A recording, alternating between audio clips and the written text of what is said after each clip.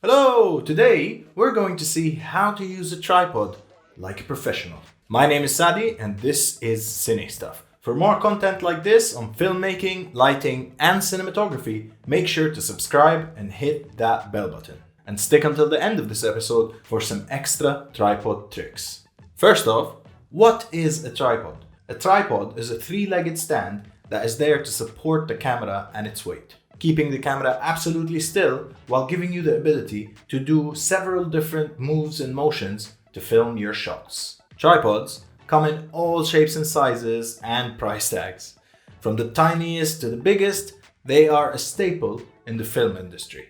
A tripod is made of several different components: the head, the legs, the handle, the spreaders, and the locks. Of course, there's tons of modifications that you could do to professional tripods, but we're just here to discuss the main components. To begin with, the tripod head is what you use to connect the camera to the tripod. It comes with a piece of metal called a base plate, and it's called the base plate, of course, because you screw it on the bottom of the camera or the base of the camera. Just be sure that you screw on this base plate in the right way. If you flip the base plate, at the bottom of it, you will see a direction that is etched to show you where the lens should be pointing at. Just make these the same so that your base plate is facing in the right direction. The tripod head is also used to level the camera. Leveling is making the camera at the same level of the horizon, instead of the camera being slanted. To use this function, just loosen up the bottom bit of the tripod head a little bit, just enough to move the head around and reach that right spot. Keep your eye on the bubble located on the tripod head. Some of these bubbles also have lights so that you could do it at night. The aim here is to make the bubble be inside of the small circle. Another thing that you could do with the tripod head is completely take it apart. You do that usually to install the camera and the tripod head on another rig, let's say a slider or a mini jib. Ideally for this, you want the camera to be off of the tripod just so that you could unscrew the head on its own.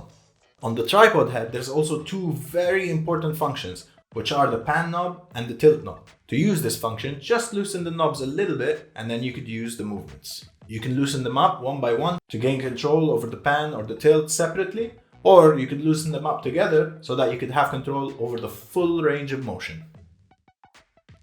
What you will notice too is that just next to these knobs, there's a series of numbers. These are the gears of the pan and tilt.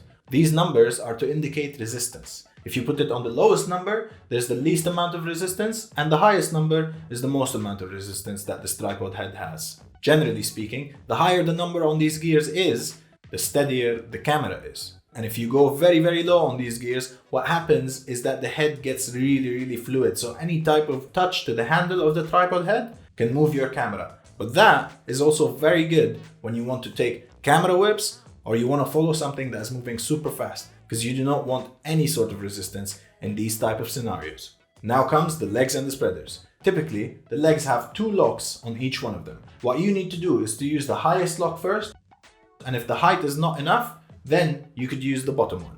Sometimes the legs have a little bit of friction, and it would help a little bit if you could put a foot down on the spreaders.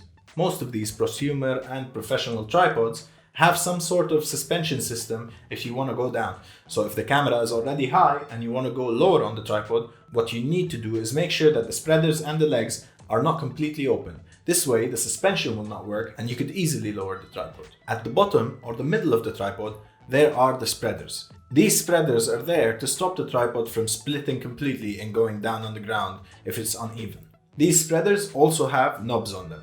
Loosen them up and stretch the spreaders to go on a lower perspective and to make the footprint of the tripod bigger. The footprint means the space that the tripod is taking.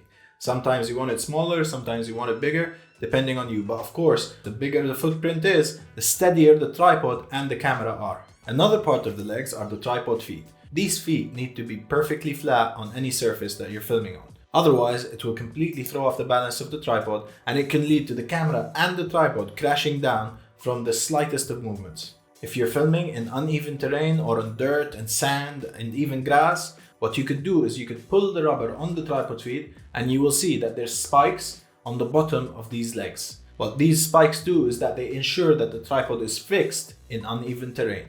And now, a couple of extra tips for you. For the perfect balance on your camera head, make sure to lock the base plate in the right position.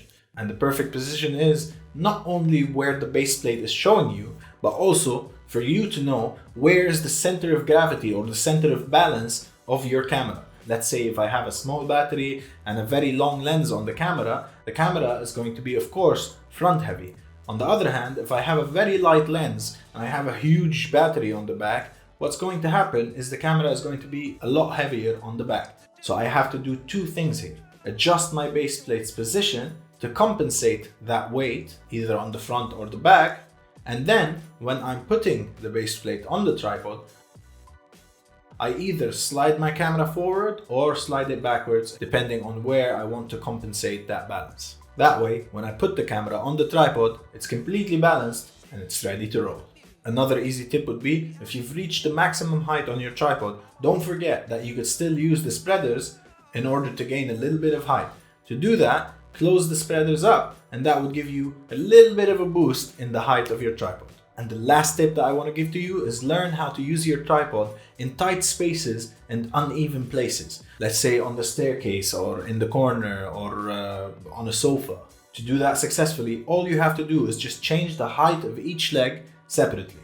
There's tons of different tricks that you could do with tripods, and I'll be doing a video about this soon. But for now, thanks for watching, and until next time, CineStuff out.